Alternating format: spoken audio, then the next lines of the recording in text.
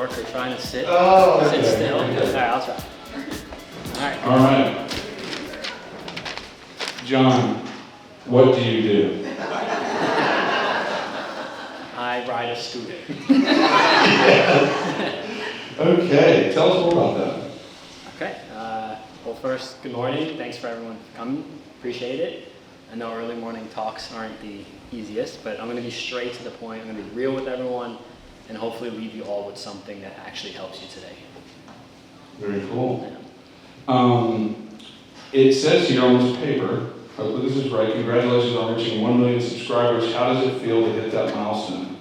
It's really, I mean, I don't want to sound not excited. It's really good, but I really try to think of the subscribers as friends. I can think of each person as someone that I've connected to where they saw some sense of value when they pressed the button. So for me, it was very warm, rather than just like, oh, the number. It was more of like the people, like that many people just for a moment click the video and found some value. Yeah, so I want to set the stage for understanding a little bit about YouTube. I have a video background, and as of 2017, every single minute of every single day, I think at the time it was like 130 hours of footage gets uploaded. Every single, it might have been second or minute, don't quote me on it, but it's a lot of footage constantly uploaded. And so I think people don't really maybe understand the scale of what it means to, in this giant world of content, for someone to capture enough people's interest that you have 1 million people who take the extra time to hit the subscribe button. Can you just kind of, for folks in the audience, give like a sort of a landscape of the impact of YouTube, not just on your life, but kind of what is YouTube to you? I mean, if you had to look up how to use a microphone, most people will use that as the search engine. They want to be visually stimulated and they want to learn by watching someone do something. So I can explain to you how to do it, but if you can see how it's done, it's more impactful. So a learning tool. Exactly. Yeah. How did you get into it?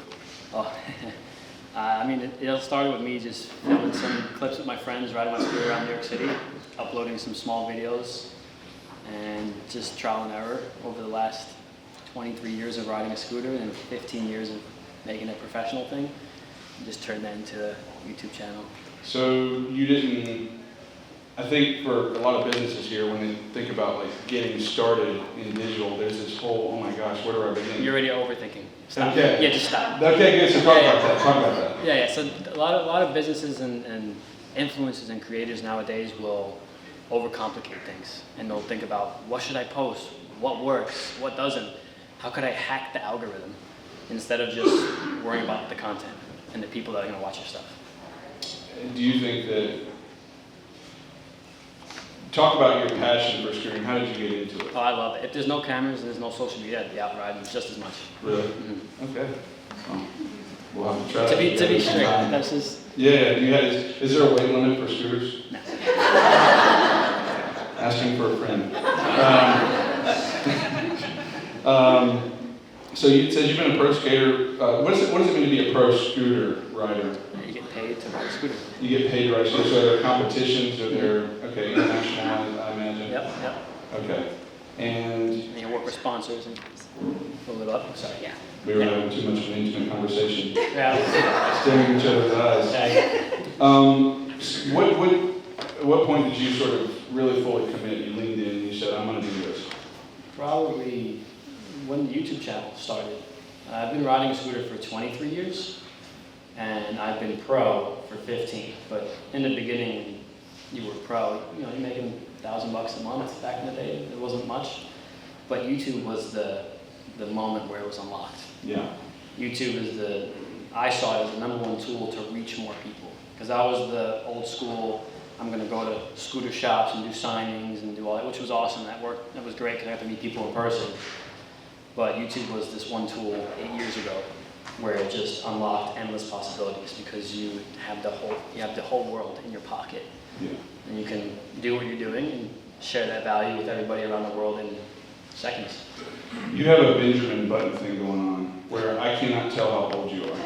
36. You're 36. Okay, wow. I'm 38 years old. I didn't want to be that. Yes. So you've been skating 20 years. 23. 23 years. And you you got, so YouTube was kind of like, let's get in on this, let's figure it out. Let's go. You started uploading, you started catching some fire, as the kids say. Not originally. Not originally. So what was the moment that, like, was it an immediate, like, boom, there was a mass effect, or was it like you had a viral video? What was the thing that? So I mean, I uploaded videos on YouTube 23 years ago, but not thinking YouTube as a thing to do in the future. Yeah, it's like I wanted to put it on there so I can see myself do cool tricks. So that was it. 8 years ago, I started a new channel because a lot of people in my audience on Instagram and other platforms, you should start a channel because I want to see behind the scenes. Like, okay, you know what? For you, I'm going to do that. It was strictly fueled by my audience on other platforms. And then I just uploaded, just because I loved it. I didn't think about views or anything. I was like, I'm going to do it for them. If it hits, it hits. Whatever, I have my main thing. I'm still a professional, got sponsors and everything. And there was a moment, maybe 2 or 3 years into it, I was uploading every single day. I was uploading a long video, 10-minute video, every single day for 2 years straight, never missed.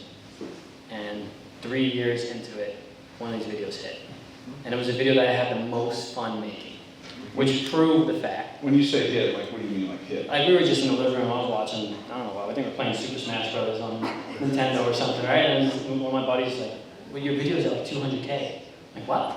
All my videos are going 1 or 2K, which was plenty. That's awesome. 1,000 people.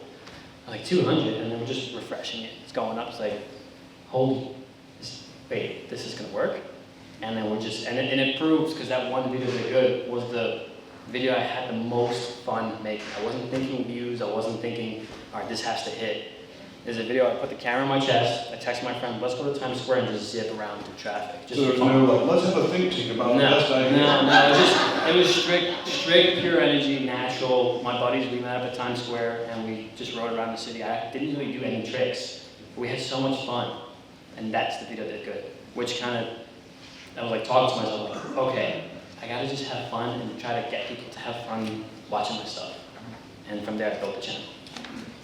Let's go back. So I think a lot of times entrepreneurs, business owners, people who sign both sides of a check, they're wearing multiple hats. Mm-hmm. But I think the hardest thing to overcome is just that sort of, what you said, that passion to kind of click in, follow your instinct, and kind of. Everybody has that. Were there any sort of early books or movies that you drew inspiration from to kind of inspire yourself to kind of keep, because when you say you upload a 10-minute video every single day, I know what that entails.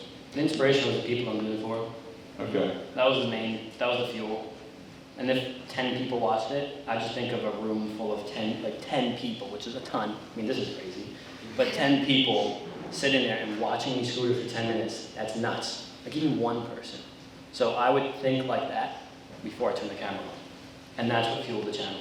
Wow. I didn't think views. Obviously later on views translate into revenue, which is awesome.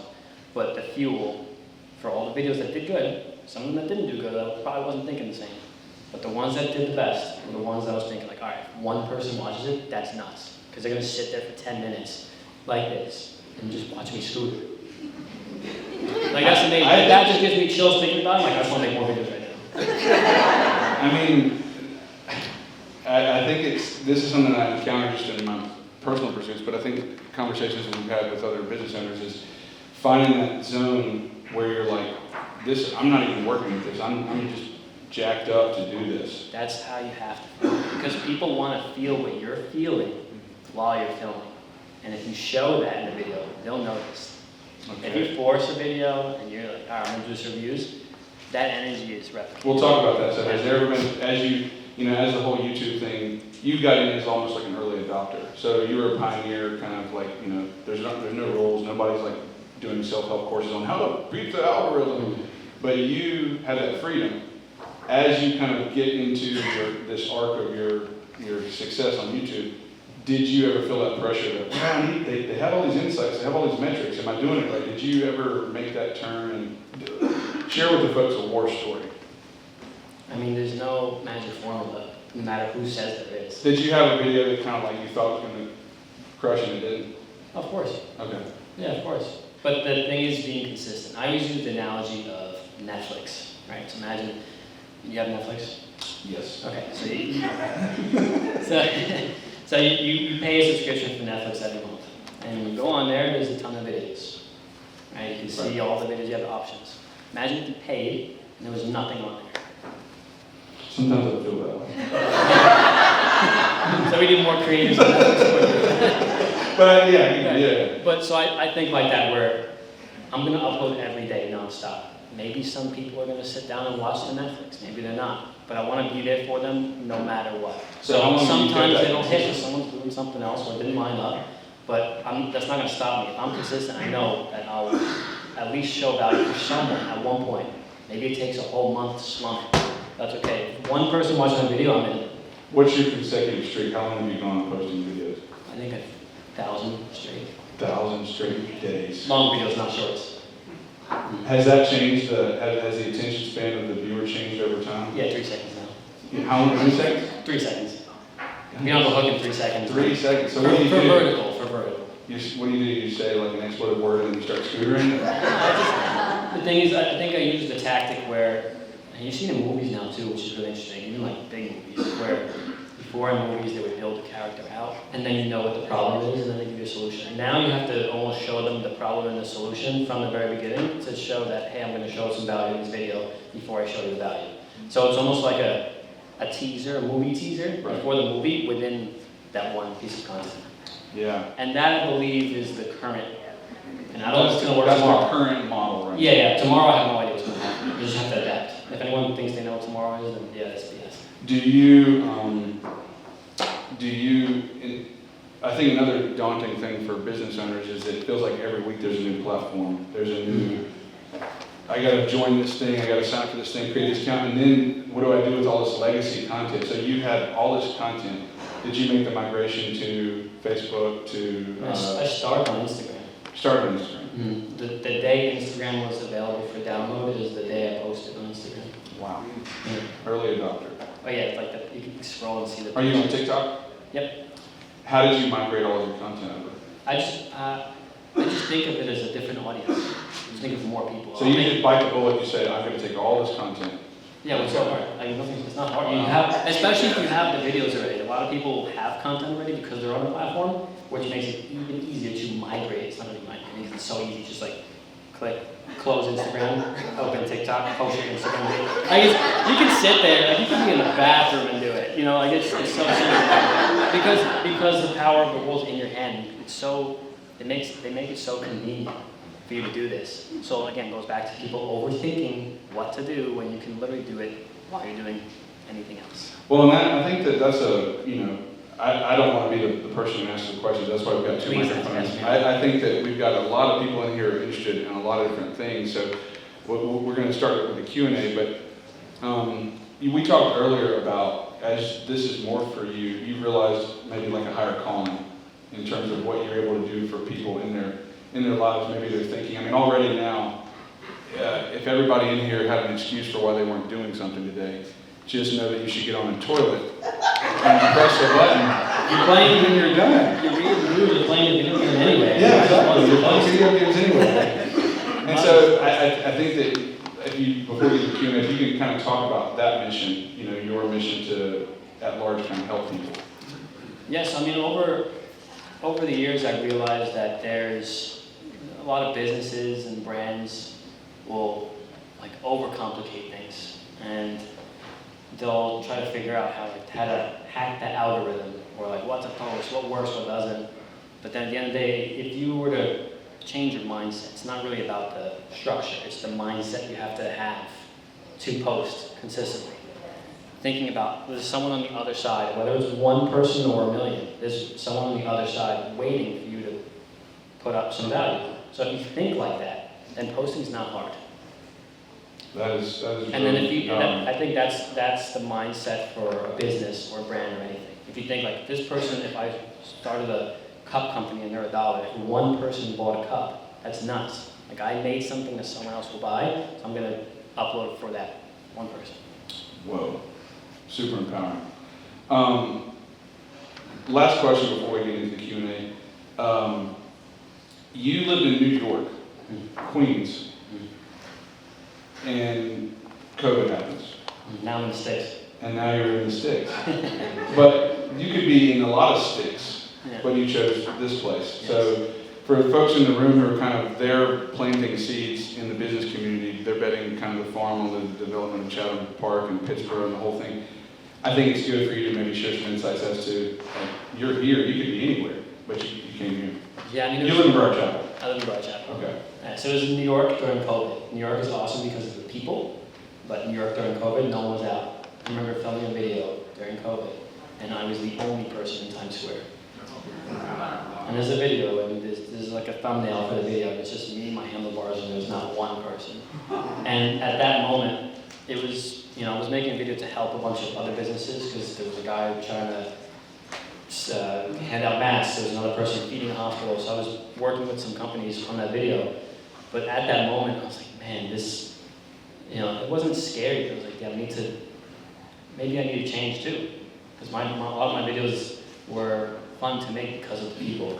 And then I heard about Chapel Hill, Briar Chapel, Chatham Park getting built up. And then my brother-in-law was doing all research, like, oh, it'd be a good investment, good investment. And I was like, whatever, like, I'm not gonna move there.